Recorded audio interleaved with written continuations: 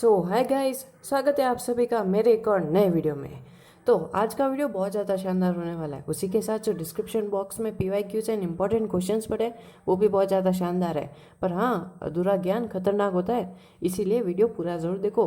क्योंकि जब तक कविता को नहीं समझोगे, जब तक कविता को महसूस नहीं करोगे, तब तक प्रश्न उत्तर से क्या कर लोगे। तो इसीलिए कविता को अच्छे से पढ़ो, समझो, महसूस करो। एंड जो हमारे पुराने व्यूवर्स हैं उनके लिए एक दुख भरी खबर है। वो ये है कि भाई साहब, इंट्रो में थोड़ी सी दिक्कत आएगी।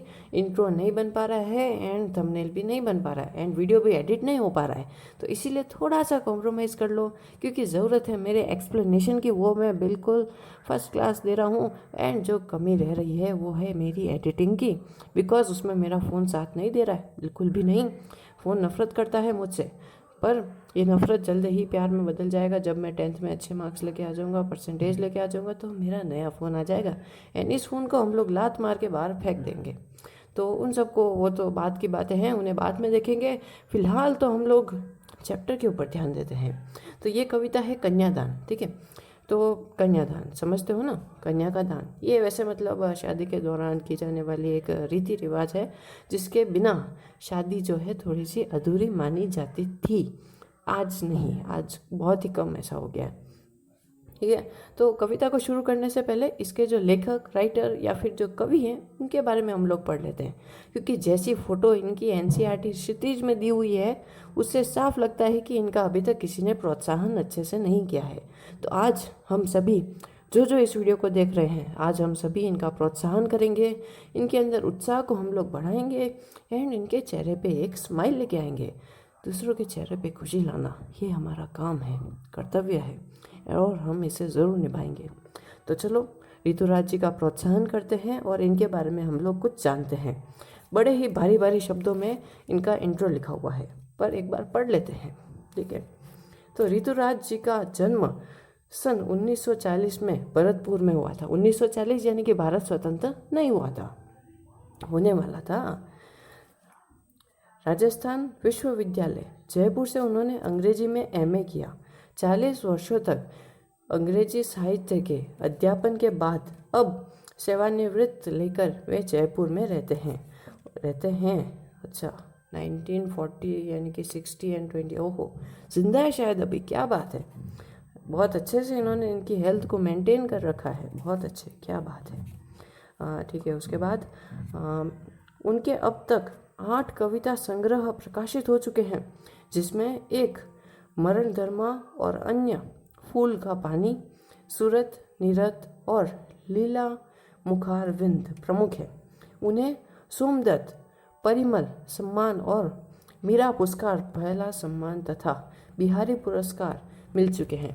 देखो, जो लोग ऐसा समझ रहे हैं कि भाई यार ये कैसा बेवकूफ़ है, ये तो हम लोग भी पढ़ सकते हैं, सिर्फ पढ़ पढ़ के हमें बता रहा है और एक्सीलेंट एक्सप्लेनेशन का दावा दे रहा है। देखो, जो NCERT में लिखा हुआ है उसे पढ़ना ज़रूरी होता है, क्योंकि उसे हम लोग महसूस करते हैं। पढ़ने से हमें महसूस मिलता है, मतलब पढ़ने से हम उन शब्दों को महसूस कर पाते हैं, जिससे कि वो हमारे मन में बैठ जाते हैं, ठीक है। तो इसीलिए पढ़ना ज़रूरी है। अभी कविता कहाँ समझाया है, कविता पे आते हैं हम लोग। मुख्य धारा से अलग समाज के हाशिश के लोगों की चिताओं को ऋतुराज ने अपने लेखन का विषय बनाया है, ठीक है ऋतुराज जी। अब इससे ज़्यादा अगर मैं आपका प्रोत्साहन करूँगा तो मेरी जो ये पब्लिक है वो चली जाएगी, क्योंकि वो लोग सोचेंगे कि ये तो बस बड़बड़ करता रहता है, पता नहीं कविता कब समझाएगा। तो चलो थोड़ा सा कविता के बारे में देख लेते हैं।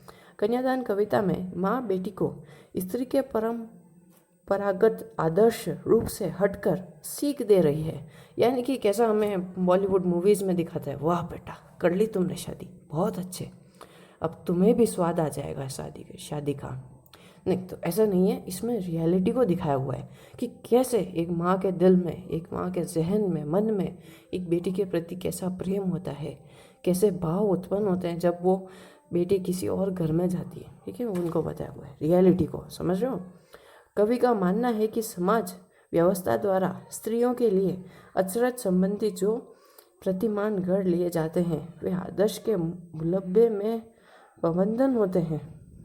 बहुत ऊपर से चला गया ये मेरे, बिल्कुल कैंगरू की तरह थी ये लाइन, बहुत बड़ा जंप मारा इसने। कवि का मानना है कि समाज व्यवस्था द्वारा स्त्रियों के लिए आचरण संबंधी जो प्रतिमान गढ़ लिए जाते हैं वे आदर्श के मुलब्बे में बंधन होते हैं। यानी कि जो भी आदर्श हैं, जो भी नियम है, वो कोई नियम नहीं है, वो बेड़ियाँ हैं स्त्री जीवन की। बिल्कुल, जो नियम है वो इतने ज़्यादा कठोर और बेकार हैं कि वो एक स्त्री जीवन के लिए, एक स्त्री के लिए बेड़ियाँ हैं उनकी आज़ादी से। कोमलता के गौरव में कमजोरी का उपहास छिपा रहता है। क्या बात है, ये लाइन बड़ी जोरदार थी। कोमलता के गौरव में कमजोरी का उपहास छिपा रहता है, लड़की जैसा न दिखाई देने में इसी आदर्शीकरण का प्रतिचार है। बेटी माँ के सबसे निकट और उसके सुख दुख के साथी होती हैं, इसी कारण उसे अंतिम पूंजी कहा जाता है। बिल्कुल सही बात है। कविता में कोरी भावुकता नहीं है, बल्कि माँ के संचित अनुभवों की पीड़ा की प्रामाणिक अभिव्यक्त है। इस छोटी सी कविता में स्त्री जीवन के प्रति ऋतुराज जी की गहरी संवेदनशीलता अभिव्यक्त हुई है। थोड़े से एनसीईआरटी को मुझे मेल लिखना पड़ेगा कि थोड़े से शब्द आसान कर दीजिए, क्योंकि ये क्या है कि हमारी जो जीभ होती है ना, वो इसके लायक नहीं है इतने भारी भारी शब्दों के लिए, तो थोड़ा सा शब्दों में कॉम्प्रोमाइज़ कर लीजिए। ठीक है, अब हम लोग कविता को पढ़ लेते हैं कि कविता को पढ़ने से एक रस उत्पन्न होता है हमारे मन में। रस जानते हो ना? नहीं जानते तो जाके देख के आ जाओ। यूट्यूब पे भी बहुत सारे वीडियोज़ हैं एंड हमारे चैनल पे भी है, जहाँ देखना वहाँ देख लो। तो रस उत्पन्न होता है, उस रस से हमें उस कविता से जुड़ने का एक मौका मिलता है। तो चलो देखते हैं। ठीक है, अब स्टोरी स्टार्ट हो रही है। एकदम शांत और चुपचाप बिना मजाक के इसको कान खोल के सुन लो। कितना सॉरी एक बार फिर से। कितना प्रामाणिक था उसका दुख लड़की को दान में देते वक्त, जैसे वही उसकी अंतिम पूंजी हो। लड़की अभी सयानी नहीं थी, अभी इतनी भोली सरल थी कि उसे सुख का आभास तो होता था, लेकिन दुख बाँचना नहीं आता था। पाटिका थी वह धुंधले प्रकाश की, कुछ तुकों कुछ लयबंद पंक्तियों की। माँ ने कहा, पानी में झांक कर अपने चेहरे पर मत रीझना। आग रोटियां सेकने के लिए होती हैं, जलने के लिए नहीं। वस्त्र और आभूषण शाब्दिक भ्रमों की तरह हैं, बंधन है स्त्री जीवन के। माँ ने कहा, लड़की होना पर लड़की जैसी दिखाई मत देना। क्या बात है, क्या बात है, क्या पोयम है। इतनी सी पोयम और इतने बड़े बड़े भाव एंड इतना बड़ा बड़ा इमोशन।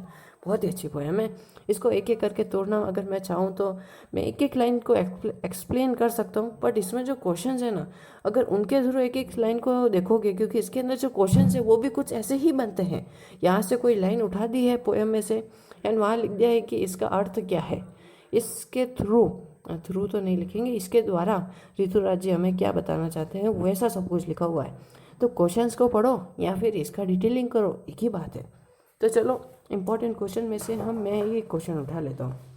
यहाँ पे वो लाइन थी ना कि बेटी अभी कहाँ चली गई, हाँ लड़की अभी सयानी नहीं थी। अच्छा छोड़ो हाँ, तो ये लाइन है ना कि लड़की अभी सयानी नहीं थी, अभी इतनी भोली सरल थी कि उससे सुख का आभास तो होता था, लेकिन दुख बाँचना नहीं आता था। इसका मतलब क्या पता है? बाँचना यानी कि बांटना नहीं आता। उसको खुशी होती है, पता तो चलता था कि हाँ ठीक है, मतलब सुख है, हाँ यहाँ अच्छी बात है। पर अगर उसके ऊपर कोई मुसीबत आ गई है, कोई दुख पड़ रहा है, या फिर जो ससुराल का जो दुख होता है, ठीक है, अगर वो उसके ऊपर आ रहा है, कोई मुसीबत आ रही है, प्रॉब्लम आ रही है, तो उस प्रॉब्लम को उसे सामने वाले को बताना नहीं आता। मेरे साथ भी मतलब नहीं ऐसा होता है कई बार कि मेरी जो प्रॉब्लम है या मैं उस सामने वाले को समझाता हूँ, बट पता नहीं कि वो समझ पाता है या नहीं समझ पाता, क्योंकि जो फिर वो मेरे को आंसर देता है ना, मुझे बिल्कुल समझ में नहीं आता कि मैंने पूछा क्या और बता क्या रहे हो, गजब कर रहे हो। चलो इस लाइन का हम लोग देख लेते हैं कि भावार्थ क्या है। तो कुछ इस तरीके से ऋतुराज जी द्वारा रचित कविता कन्यादान में माँ को यह लगता है कि बेटी अभी सयानी नहीं है, अर्थात अभी उसे दुनियादारी की समझ नहीं है। यह अभी तक अपनी मधुर कल्पनाओं में खोई हुई है। वह दुख के बारे में अधिक नहीं जानती। माँ को अपनी पुत्री शारीरिक रूप से अभी छोटी व भोली लगती है। ठीक है, ऐसे बहुत सारे क्वेश्चन हैं इसके अंदर। लॉन्ग शॉर्ट वेरी शॉर्ट बहुत सारे क्वेश्चन हैं, पता नहीं उनको हिंदी में क्या कहते हैं, शायद लघु उत्तर या ऐसा कुछ कहते हैं। तो जाओ देखो एंड मज़े करो। Thank you. एंड हाँ यार, सब्सक्राइब करना मत भूलना, क्योंकि यहाँ तक देखा है दिल से जुड़ गए हो आप लोग। अब आप भी हमारे साथी हो तो सब्सक्राइब कर लो। ठीक है, थैंक यू।